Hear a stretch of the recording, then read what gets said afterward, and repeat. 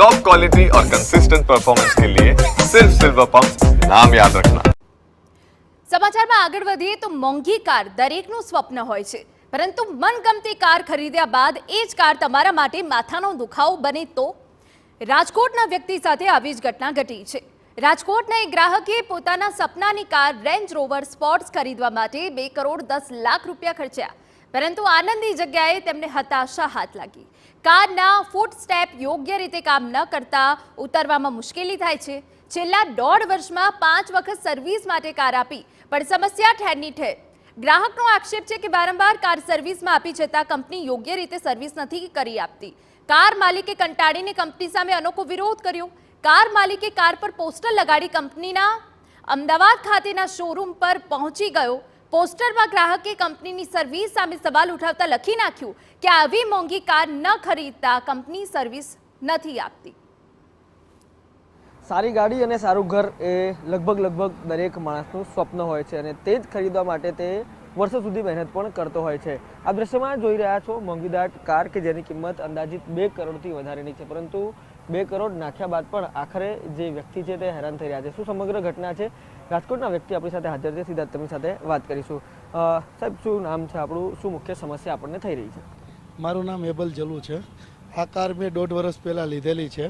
આ કારમાં પ્રોબ્લેમ એવો છે કે આના જે સાઇડ સ્ટેપ હોય છે એ ખુલતા નથી। ખુલી જાય તો આપણે એની પર પગ ઊભો હોય તો પણ અંદર વહી જાય છે। એવો પણ પ્રશ્ન મને મારો પગ આવી ગયેલો અને છોકરાના પગમાં ઘણી વખત આના નાની મોટી ઈજા થાય છે।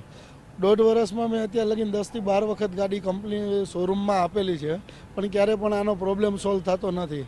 હું ઘણો હેરાન થયા પછી છેલ્લા 3 મહિનાથી આ લોકોને મેલ ઉપર ઘણા મેલ કરેલા છે, પણ જ્યારે ગાડી રિપેરિંગમાં આવે છે ત્યારે જવાબદારી આપે છે કે બીજી વખત નહીં થાય। વળી પાછો સેમ ડે બીજા દિવસે પાછો પ્રોબ્લેમ એનો એ જ થાય છે। વળી પાછી ગાડી મૂકું 5-7 દિવસ અહીંયા ગાડી રહે છે। હું મારી ગાડી પણ ઉપયોગ નથી કરી શકતો, મારું કામ પણ નથી કરી શકતો। જ્યારે ગાડી મારી પાસે આવે છે તો એ સાઇડ સ્ટેપ ઉપર પગ મૂકવો કે નહીં એ જ મોટી સમસ્યા હોય છે।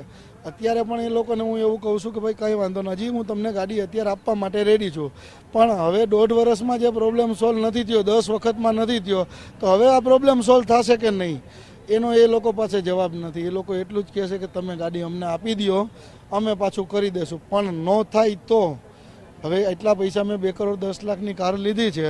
આ પ્રોબ્લેમ સોલ્વ ન થાય તો એને જવાબદારી આપવી પડે, ઇન્સ્યોરન્સ આપવો પડે કે હું એક્સચેન્જ કરી દઈશ કોઈ પણ વસ્તુ। ઓનલી ફોર આના જે સાઇડ સ્ટેપ આવે અહીં અંદાજે 4-4.5 લાખ રૂપિયા કિંમત હોય છે। અત્યારે એવું કહે કે તો અમે સાઇડ સ્ટેપના પૈસા બાદ કરી દઈશું, પણ સાઇડ સ્ટેપના પૈસા બાદ કરેલી આખી ગાડી મારે યુઝ કરવાની કે નહીં કરવાની? ક્યાં 2 કરોડ 10 લાખની ગાડીને ક્યાં 4 લાખના સાઇડ સ્ટેપ? હવે સાઇડ સ્ટેપનો પ્રોબ્લેમ સોલ્વ એમનાથી થતો નથી, અને હજી આજે એટલું થયા પછી હું અહીંયા આવીને એટલો હેરાન થયા પછી પણ એ લોકોનો કોઈ પ્રોફેશનલ જવાબ છે જ નહીં। એક જ જવાબ આપે છે કે તમે ગાડી મૂકી દો, થઈ જશે, નહીં થાય તો શું કરશું એનો જવાબ હજી લગીને આ લોકો નથી આપી છે।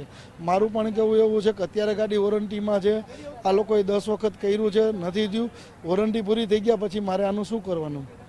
છતાં પણ અત્યારે કામ થતું નથી, પ્રોબ્લેમ સોલ્વ થતો નથી। એ લોકોને એટલો બધો એટીટ્યૂડ કંપનીનો છે કે કોઈ પણ જાતનો સેટિસ્ફેક્શન જવાબ મને મળતો નથી અહીંયાથી।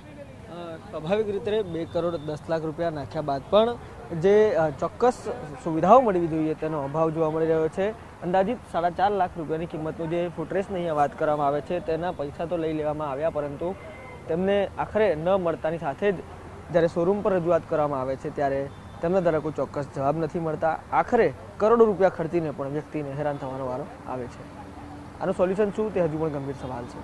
કેમેરા પર્સન દીપક સેન સાથે રોણક વર્મા, TV9 અમદાવાદ।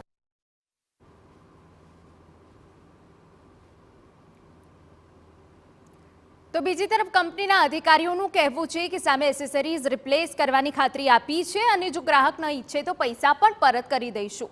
આપણે ગ્રાહકને ઈમેલથી પણ જણાવ્યું કે આ વખતે સમસ્યા સોલ્વ થઈ જશે। ડિપ્લોયેબલ ફૂટ સ્ટેપ છે એ અમુક વખત પછી બંધ થઈ જાય છે। અમે ગાડી આવે છે એમને સોલ્વ કરીને આપીએ છીએ, થોડા ટાઈમ ગાડી ચાલે છે, સર્વિસ હિસ્ટ્રી પ્રમાણે હમણાં રિપીટેડ આવે છે, બાકી 3000-5000 કિલોમીટર પછી બી આવે છે, અને અમે દર વખતે સોલ્વ કરીને આપીએ છીએ। હવે થોડા અત્યારે એમને એનોઇડ છે કારણ કે ગાડી 4-5 વખત મોકલી છે, તો અમારું સજેશન છે કારણ કે એસેસરી છે, આ ગાડીની એસેસરી છે, એટલે એસેસરી છે એ અમે આખી એમને રિપ્લેસ કરી આપીશું।